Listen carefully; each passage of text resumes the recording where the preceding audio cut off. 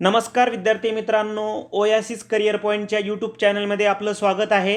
या व्हिडिओमध्ये आपण पाहणार आहोत 21 नोव्हेंबर 2021 रोजी जी महाराष्ट्र शिक्षक पात्रता परीक्षा झाली, जिला आपण TET म्हणतो. या TET पेपर क्रमांक 2 मधील इंग्लिश ग्रामरच्या संदर्भाने जे 30 प्रश्न विचारण्यात आले होते, या 30 प्रश्नांवर विश्लेषणात्मक चर्चा आपण करणार आहोत.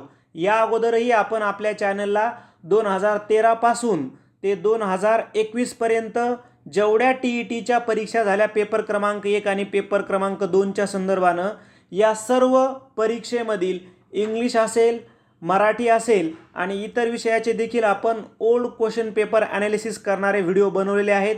ते सुद्धा तुम्ही ओयासिस करिअर पॉईंटच्या यूट्यूब चॅनलवर जाऊन टेट प्लेलिस्टमध्ये जाऊन बघू शकता. तर अधिक वेळ न घेता आपण 2021चा टेट पेपर क्रमांक 2 मधील इंग्लिशचे प्रश्न बघूयात.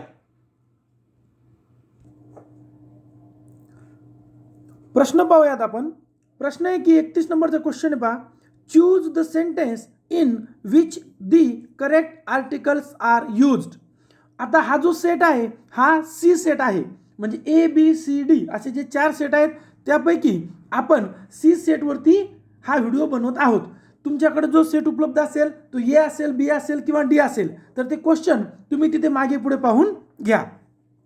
आता प्रश्न होता की आपला करेक्ट आर्टिकल कोणतं वापरायचं आहे, परंतु याआधी आपण प्रश्न प्रकार कसा पाहत होतो की फिल इन द ब्लँक असेल आणि तिथं आर्टिकल यूज करा.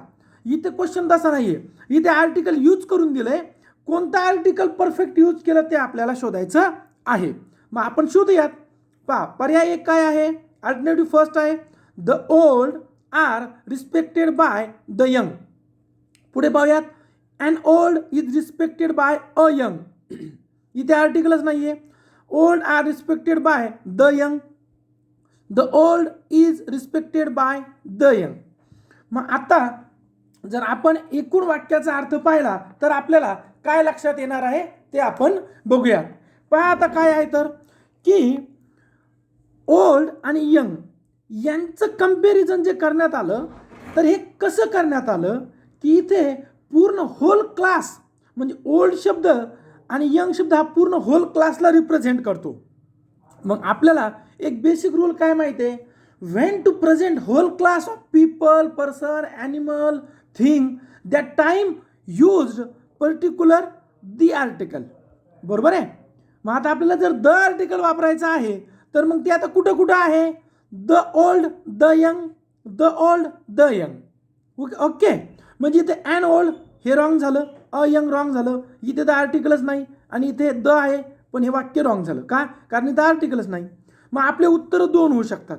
कोणते कोणते होऊ शकतात, एकतर पर्याय 1 किंवा पर्याय 4. मग यापैकी आता काय फरक आहे बघा, द ओल्ड, द ओल्ड, इथे आर आहे, इथं इज आहे, बाकी तर वाक्य सेम आहे. मग कोणतं घ्यायचं तर इथे द ओल्ड, तर हा ओल्ड शब्द पूर्ण होल क्लासला रिप्रेझेंट करतो. येतंय लक्षात.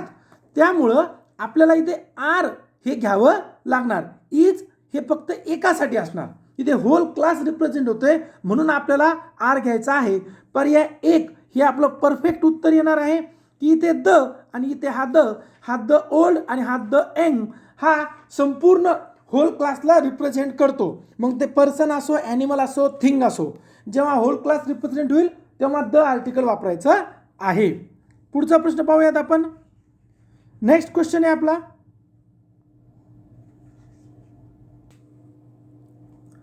नेक्स्ट क्वेश्चन आहे की 32, choose the correct preposition to fill in the blanks in the given sentence. Don't side dash dash those who act contrary national interest. आता पहिले तुम्हाला वाक्याचा एक असा जनरलाइज करून त्याचा अर्थ समजून घ्यायचा आहे की डोंट साइड म्हणजे वाक्य निगेटिव्ह आहे सगळ्यात महत्त्वाचं, परंतु पुढची बाजू पॉझिटिव्ह आहे. हू ॲक्ट कॉन्ट्ररी नॅशनल इंटरेस्ट म्हणजे जो देशविरोधी काम करेल त्याच्या बाजूने आपण असायला पाहिजे का नाही, तर वाक्य सांगतं नाही. मग आता च्या बाजूने असणे यासाठी आपण कोणतं आर्टिकल वापरणार, साईड म्हणजे च्या, पण कसं साईड विथ, येतं का लक्षात. साईड फॉर आणि साईड टू असं आपण वापरतच नाही. म्हणजे जेव्हा आपण व्हर्ब फॉलोड बाय प्रिपोजिशन या टॉपिकचा अभ्यास करतो तेव्हा असे काही पर्टिक्युलर व्हर्ब असतात की ते प्रिपोजिशनला फॉलोड करतात. जसं ब्रोक, आता ब्रोक इन टू, मग आता ब्रोक इन टू, ब्रोक नंतर इन टू हे त्याला फॉलोड करणार. तसं आता jump into, jump upon, याचप्रमाणे साईड विथ, साईड कशाला फॉलो करत आहे? विथला. म्हणजे साईड विथचा अर्थ होतो च्या बाजूने, मग च्या बाजूने असणे. मग बघा, डोंट साईड विथ दोज, जे कोणत्या बाजूने आहेत की हु कॉन्ट्ररी टू, माझा टू तर आपसुकच इथं बरोबर चालेल, बरोबर आहे, national interest. Who act contrary to national interest, जे देशविरोधी काम करतात त्यांच्या बाजूनं राहू नये, असा वाक्याचा अर्थ होणार आहे. म्हणून आपलं परफेक्ट उत्तर आहे ऑप्शन नंबर 4. नेक्स्ट क्वेश्चन बघायचा आपल्याला. Choose the word nearest in the meaning to the underline word in the given sentence. There was no ostensible reason for her being angry at her husband. आता हा जो शब्द आहे ऑस्टेन्सिबल, याचा अर्थ असा होतो की म्हणजे त्याचा शब्दशः मिनिंग असा आहे किंवा स्पष्ट. मग there is no ostensible reason, असं स्पष्ट उघड उघड कुठलं कारण दिसत नाही आहे की her being angry to her husband, ती तिच्या पतीसोबत, ती तिच्या पतीवर रांगावती आहे, याचं असं स्पष्ट उघड उघड कारण दिसत नाही. मग याचं सिनोनिम काय आहे की असं स्पष्ट उघड कारण नाही म्हणजे अपॅरेंट. ॲपरंट म्हणजे स्पष्ट उघड, बरोबर. त्याचबरोबर इतर शब्दांचे अर्थ पाहू. हिडन म्हणजे लपलेले, कन्वर्ट म्हणजे रूपांतरित, आणि सिक्रेट म्हणजे गुपित. चला पुढचा प्रश्न पाहायचा आहे आपल्याला की नेक्स्ट क्वेश्चन आहे आपला. Choose the word opposite in the meaning to exasperate. आता एक्झास्पेरेट म्हणजे संतापणे, राग भडकवणे, याच्या विरुद्ध काय होईल? प्लीज, खुश करणे, संतुष्ट करणे, आवडणे. इतर शब्दाचे अर्थ पाहू. बिलिटल म्हणजे तुच्छता, महत्त्व कमी करणे. अनॉय म्हणजे डिवचणे, चिडवणे. टार्निश म्हणजे कलंकित करणे. आपण इतर शब्दांचे अर्थ यासाठी पाहतो की जेणेकरून थोडीशी व्होकॅब्युलरी इनरिच झाली तर त्याचा निश्चित फायदा होतो. आता तुम्ही TET संदर्भात बघा, TET, CTET आणि टॅट या संदर्भात तुम्हाला जर कुठल्याही प्रकारचे अपडेट पाहिजे असल्यास तुम्ही हा जो व्हॉट्सअप नंबर दिला आहे, कॉन्टॅक्ट नंबर 9823247191 9823247191 यावरती तुमचं जे नाव आहे, नाव, नंतर तुमचं डिस्ट्रिक्ट नेम आणि तुमची जी तयारी करताय, तुम्ही टेटची तयारी करताय, CTETची तयारी करताय की टॅटची तयारी करताय, TET, CTET, टॅट असा मेसेज करा जेणेकरून या संदर्भात असलेले सर्व अपडेट तुम्हाला व्हॉट्सअपला सुद्धा मिळतील. त्याचबरोबर आपलं जे टेलिग्राम चॅनल आहे महा TET एक्झाम, या टेलिग्राम चॅनलला आपण पोल क्वेश्चन टाकतो, मागील झालेल्या प्रश्नपत्रिकांचं जे स्पष्टीकरण केलं आहे त्याचे व्हिडिओसुद्धा टाकतो. त्याचबरोबर सर्व अपडेट त्यावर दिली जाते. आता या अगोदर आपण काय केलेलं आहे की 2013 ते 2021 पेपर क्रमांक 1 चे सर्व इंग्लिशचे आणि पेपर क्रमांक 2 चे सर्व इंग्लिशचे स्वतंत्र व्हिडिओज बनवलेले आहेत. त्याचबरोबर मराठी, गणित, बुद्धिमत्ता, नंतर राहिलेले जे GKचे विषय असतील किंवा सायकोलॉजी असेल, सर्व विषयाचे आपण व्हिडिओ बनवून आपल्या चॅनलला अपलोड केले आहे. याच व्हिडिओच्या डिस्क्रिप्शन बॉक्समध्ये तुम्हाला टेलिग्रामची, व्हॉट्सअप चॅनलची लिंक मिळणार आहे. पुढे पाहूयात आपण. आपला नेक्स्ट क्वेश्चन आहे की fill in the blanks with the appropriate passive from of the verb. काय आहे? He dash dash a written test before he was appointed. आता प्रश्न वाचला कीच आपलं उत्तर येणार की बिफोरचा क्लॉज आहे. मग जेव्हा जेव्हा बिफोरच्या क्लॉजमध्ये सिम्पल पास्ट टेन्स असतो, कशाहून कळलं? Was appointed. ही काय आहे? सिम्पल पास्ट टेन्सचा पॅसिव्ह व्हॉइस आहे, बरोबर. मग याचा अर्थ अगोदरचं वाक्य कसं असणार? कन्फर्म पास्ट परफेक्टच असणार. पण पास्ट परफेक्टचा जो पास्ट परफेक्ट टेन्स असणार त्याचाही आपल्याला पॅसिव्ह व्हॉइस करायचा आहे. मग आपण तो करूयात. काय होतं? Before he was appointed. मग इकडे काय होईल? He had been given, has been given, has नाही. वॉज गिवन नाही, विल बी गिवन नाही, एकच राहिला पर्याय की हॅड बीन गिवन, म्हणजे आपलं परफेक्ट उत्तर येणार आहे. रूल जर लक्षात आला नसेल तर कुठेतरी लिहून घ्या. कशामुळं हा रूल आपल्या कायमस्वरूपी उपयोगात येणार आहे. रूल कसा आहे की बिफोरच्या क्लॉजमध्ये जर सिम्पल पास्ट टेन्स असेल तर पुढच्या क्लॉजमध्ये कधीही पास्ट परफेक्ट टेन्स असतो. ओके, चला पुढे जाऊयात आपण. नेक्स्ट क्वेश्चन आहे आपला की choose the correct alternative to fill in the blanks. I dash dash if I were you. लगेच इथं इफचा क्लॉज आला. इफच्या क्लॉजमध्ये जर आय वेअर असेल, इफच्या क्लॉजमध्ये जर आय वेअर असेल तर पुढच्या क्लॉजमध्ये कन्फर्म वूड येणार आहे. मग वूडचा पर्याय किती आहे? एकच आहे. बघा झालं उत्तर. अगदी छोट्या छोट्या ट्रिक्स आहेत, या जर तुम्ही फॉलो केल्या तर इंग्लिशमध्ये आपले मार्क 25+ येण्यास मदत होणार आहे. मग काय येईल? I would applies if I were you. जर मी असतो असा त्याचा मिनिंग होणार आहे. नेक्स्ट क्वेश्चन आहे की choose the correct alternative showing the correct indirect narration of the given direct speech. The old man said to him, is your father's name Manoj. आता वाचलं कीच कळतं it is a interrogative sentence because of the sentence start with is. Means interrogative sentence subtype verbal question. आता जेव्हा जेव्हा verbal question असतो तेव्हा सुरुवात ही हेल्पिंग व्हर्ब नव्हते, इजनी सुरुवात झाली, शेवटी क्वेश्चन मार्क आहे. मग आता याचं स्टेटमेंट करून आपल्याला उत्तर काढायचं आहे. मग आता बघूयात. तर काय होतं, जेव्हा इज येईल तेव्हा काय काय स्टेप फॉलो करायच्या. पहिलं आपल्याला बघा काय येणार, एकतर आस्क्ड येईल किंवा इन्क्वायर्ड येईल किंवा वॉन्टेड टू नो येईल. मग आता the old man told, told येतच नाही, पहिलं वाक्य कटलं. द ओल्ड मॅन इन्क्वायर्ड बरोबर. वेदर काय आलं, कनेक्टर म्हणून आलं. हिज फादर बघा, युअरचं his absolutely right. Name okay. Was Manoj, इजचं काय झालं मनोज, म्हणजे टेन्स बदलला, टेन्स इंडिकेटर बदलले, नंतर पॉइंटर वर्ड बदलले, कंजक्शन वापरलं आणि रिपोर्टेड स्पीच पण बदललं, म्हणजे बी आपलं बरोबर आहे. हे तर रॉंग आहे. सी पाहूयात. The old man asked him बरोबर. वेदर बरोबर. His father's name was Manoj हे सुद्धा बरोबर. म्हणजे इथे दोन उत्तर आहेत. Option both A and C are correct. का? कारण एकदा आपण इन्क्वायर्ड घेऊन वाक्यरचना केली, एकदा आस्क घेऊन इन्क्वायरी केलेली आहे.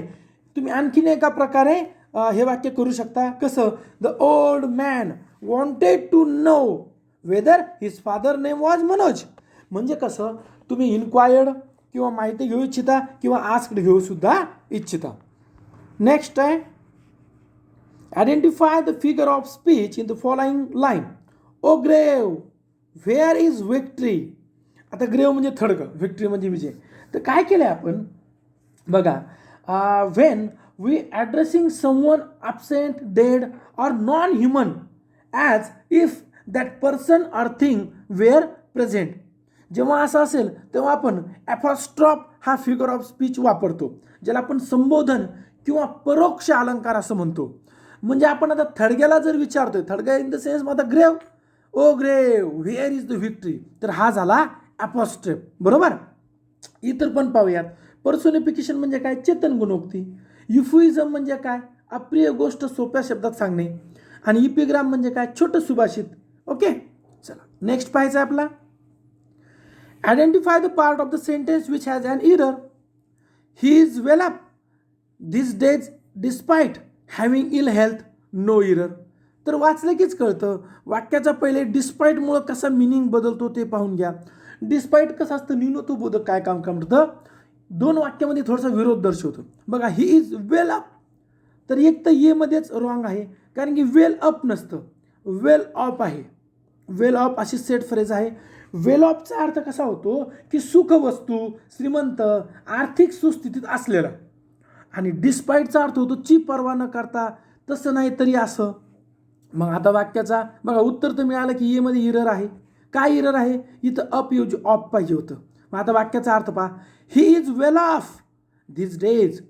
तो सध्या ठीकठाक आहे, सुखी आहे, व मानसिक स्थितीत ओके आहे, आर्थिक स्थिती बरी आहे. डिस्पाईट हॅव्हिंग इल हेल्थ, जरी त्याची तब्येत ठीक नाही, जरी तो आजारी आहे तरी तो ठीक आहे. आता तुम्ही म्हणणार सर वाक्य जरा कन्फ्यूज वाटतंय की जरी आजारी आहे तरी ठीक आहे. म्हणजे कसं, की आपण म्हणतो ना थोडीशी तब्येत ठीक नाही बाकी बरं आहे, याच अर्थाचं हे वाक्य होणार आहे. नेक्स्ट आहे की name the underline clause in the given sentence. We come here that we may study. वाक्याचा अर्थ समजून घ्या. वी कम हिअर, आपण इथं कशासाठी आलोय की दॅट वी मे स्टडी, आपला उद्देश आहे की आपण अभ्यास करावा. बरोबर. मग आता पहा, ॲडव्हर्ब क्लॉज ऑफ प्लेस ठिकाण आहे का? नाही ना. ॲडव्हर्ब क्लॉज ऑफ पर्पज, बरोबर, इथे तुमचा उद्देश पर्पज क्लिअर झालेला आहे. मग आता adverb clause of purpose. Okay, adverb clause of purpose काय असतो की आपल्याला त्यातून हेतू दिसतो. मग आता हेतू काय सांगतो आपल्याला? हेतू आपल्याला असं दाखवतो की त्या येण्यामागचा उद्देश काय होता. बरोबर आहे. मग येण्यामागचा उद्देश काय होता? To do study. हे काय? That we may study. Adverb clause ऑफला पर्पज इथं दिसणार आहे. बघा, ॲडव्हर्ब क्लॉज पर्पज नक्की काय असतो? It is use to tell you about the purpose of the verb in main clause. म्हणजे मेन क्लॉजचं जे व्हर्ब आहे त्याचा जो पर्पज आहे तो आपल्या इथं दाखवला जातो. ओके, चला पुढे पाहूयात आपण. आता नेक्स्ट आहे आपला क्वेश्चन.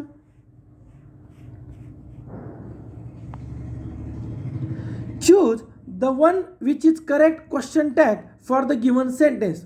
Everything is fine. आता क्वेश्चन टॅग करायचं आहे आणि तुमचा सब्जेक्ट एव्हरीथिंग आलाय. मग काय आहे? मग इथे एक आपल्याला थोडासा रूल माहीत पाहिजे होता. हा प्रोनाऊनचा रूल आहे. कसा की when the subject of statement is nothing, everything, something, anything, then the subject of the tag it will be it. म्हणजे जेव्हा जेव्हा जो तुमचा सब्जेक्ट आहे स्टेटमेंटचा हा नथिंग असेल, एव्हरीथिंग असेल, समथिंग असेल, एनिथिंग असेल, तेव्हा त्याचा टॅग करताना सब्जेक्ट हा इट वापरावा. म्हणजे पहिलं वाक्य तर आपलं इजंट इट रॉंग झालं, दिस रॉंग झालं, दॅट ए रॉंग झालं. एकच पर्याय हे बघा, इट. मग इटचं काय झालं? इजंट. टॅग जर पॉझिटिव्ह आहे तर त्याचा टॅग होताना स्टेटमेंट जर पॉझिटिव्ह आहे तर निगेटिव्ह होतं. मग everything is fine, comma, isn't it, question mark. पहा, आपण या एकाच पेपरमध्ये जवळपास 2 ते 3 असे छोटे छोटे रूल पाहिले. ते जर तुम्हाला माहीत आहे, त्या ट्रिक जर माहीत आहे तर within a fraction of second तुमचं उत्तर बरोबरच येणार. जसं बिफोरचा क्लॉज आहे, आफ्टरचा क्लॉज आहे, इफचा क्लॉज आहे, इथे एव्हरीथिंगचा नियम आहे. हे जर छोटे छोटे ट्रिक तुम्ही कव्हर केल्या तर 101% 1 मार्क तुमचा निश्चित होणार आहे. मग आपलं उत्तर मिळतं ऑप्शन नंबर 3. जेव्हा असे छोटे छोटे रूल सांगितले जातात तर तुम्ही प्रयत्न करा की ते कुठंतरी तुम्हाला नोट डाऊन करता येतील. नेक्स्ट आहे बघा, चूज द मिसस्पेल्ड वर्ड आहे. आता ॲस्टेरिस्क, मग हा शब्द कसा आहे तर बरोबर आहे. ॲस्टेरिक म्हणजे काय? तारका, चांदण्याची चिन्ह, चौफुली. ऑडियन्स म्हणजे प्रेक्षक, श्रोते, बरोबर आहे. अक्युरी हा शब्द आपलं उत्तर आहे. हे रॉंग झालं. काय झालं? इथं एक सी त्यांनी कमी दिला. ACCRUE जर ॲक्युरेट असा शब्द असता तर त्याचा अर्थ होता वाढवणे, भर पडणे, जमा करणे. अलमायटी, अलमायटी म्हणजे सर्वशक्तिमान, थोर, महान. आपला हा नेक्स्ट क्वेश्चन आहे. Choose the alternative which best expresses underline phrase he is out and out a reactionary. आता out and out, out and आउटचा अर्थ होतो कम्प्लीट, पूर्ण. मग आता कम्प्लीट, पूर्ण असा अर्थ कुठे आहे तर थ्रो. थ्रो म्हणजे कम्प्लीट, पूर्ण झालं. आपलं उत्तरच मिळालं. बाकीचे अर्थ पाहू. डेडली अगेन्स्ट म्हणजे पूर्णपणे विरुद्ध, इन फेवर ऑफ च्या बाजूने, आणि नो मोर म्हणजे आणखी नाही. नेक्स्ट क्वेश्चन आहे आपला. Select the combination of the number so that alphabets arranged accordingly will from a meaningful word. आता यापासून मिनिंगफुल वर्ड बनवायचा. हे सोडवण्याची, अशा प्रकारचा प्रश्न सोडवण्याची सगळ्यात सोपी पद्धत, सरळ सरळ 4ही पर्यायाचे शब्द पटकन बनवून घ्या. त्याला वेळ लागणार नाही. का? खाली नंबर दिलेत ना 4 पर्याय, तुम्हाला 4ही पर्याय पटपट लिहून पाहिजे. मग आपलं उत्तर येतं नंबर 3. शब्द म्हणतो रॅकिश, RAKISH. रॅकिश म्हणजे दुराचारी, बदफैल असणारा. बरोबर. तुम्ही इतर शब्द बनवून पहा, त्याला मिनिंग लागणार नाही. पुढे आहे select the combination of the numbers so that the parts arranged accordingly will form a meaningful sentence. Engaged in other, they are, because, it is difficult, servants in big cities, to find man, profitable profession. आता हा प्रश्न सोडवण्याची एक basic method अशी आहे की आपल्याला जे आजपर्यंत आपण शिकलो किंवा सब्जेक्ट नंतर व्हर्ब असतो, काय सब्जेक्ट व्हर्ब ॲग्रीमेंट जे आहे, तर तसं कुठं दिसतं, तर तसं कुठं दिसतंय बघा, 2 नंबरमध्ये दिसते दे आर, आणि नंतर कुठं दिसते इट इज. मग आता एक तर सुरुवात कशानं होईल, दे आरनं किंवा इट इजनं. ओके, मग असे सुरुवात असणारे पर्याय किती आहे पहा. 4नं सुरुवात असलेला पहिला पर्याय आहे, नंतर दुसरा आहे आणि तिसरा आहे. एक तर 4नं सुरुवात, 2नं सुरुवात, 4नं सुरुवात. 7नं सुरुवात प्रॉफिटेबल प्रोफेशन, हे तर होणारच नाही, म्हणजे हात काटलाच.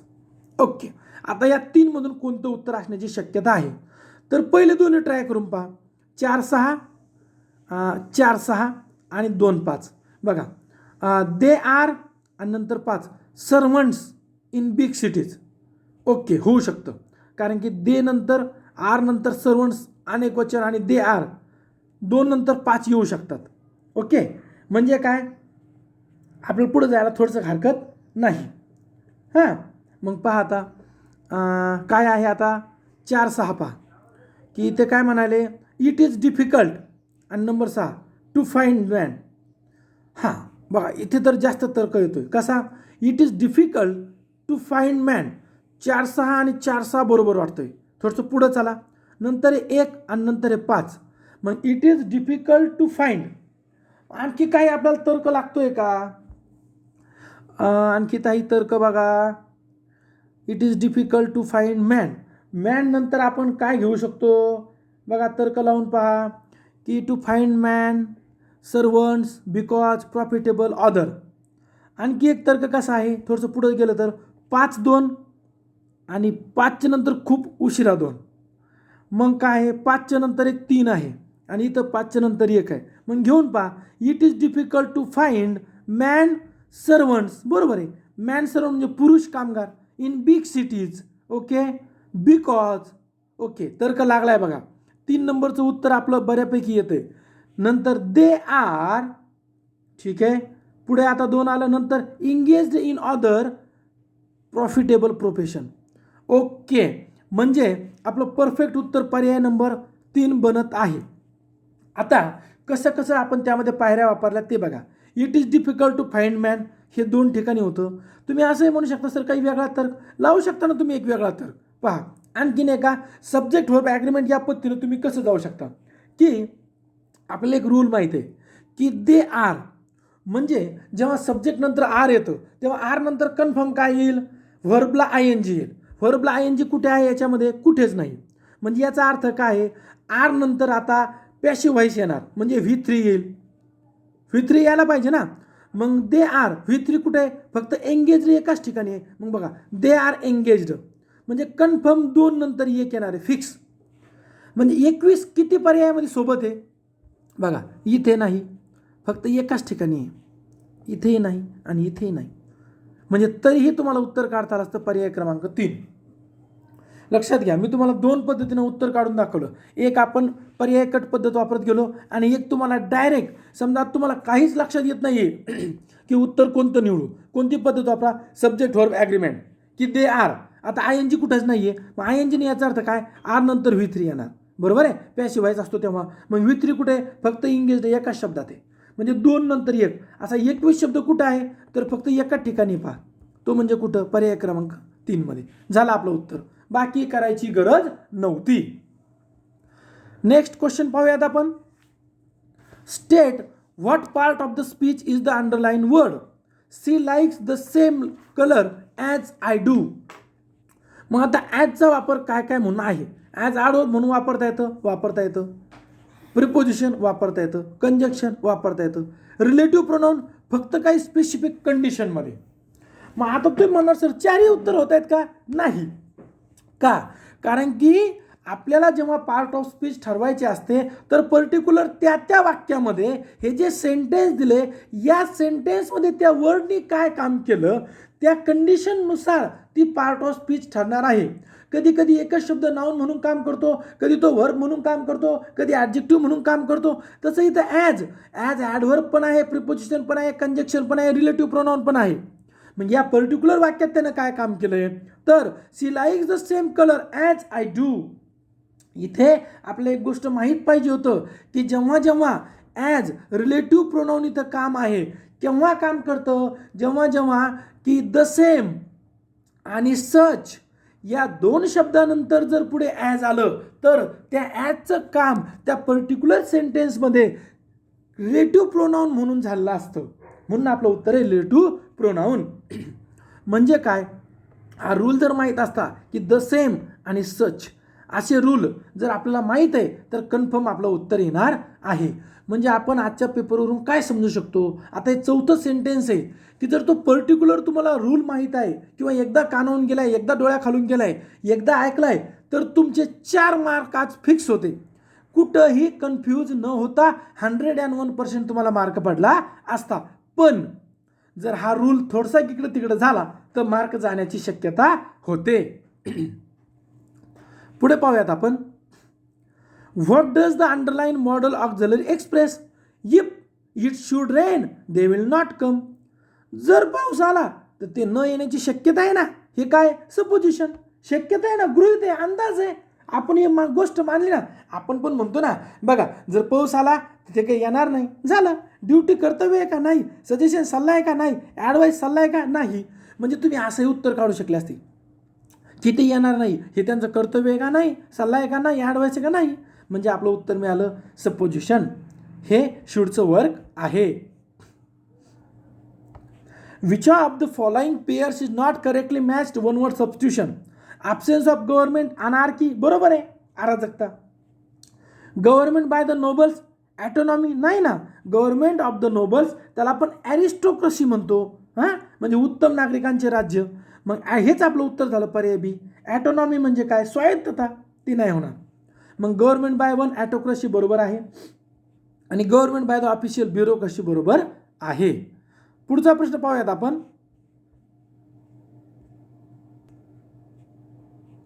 प्रश्न दिलाय आपल्याला, choose the grammatically correct sentence.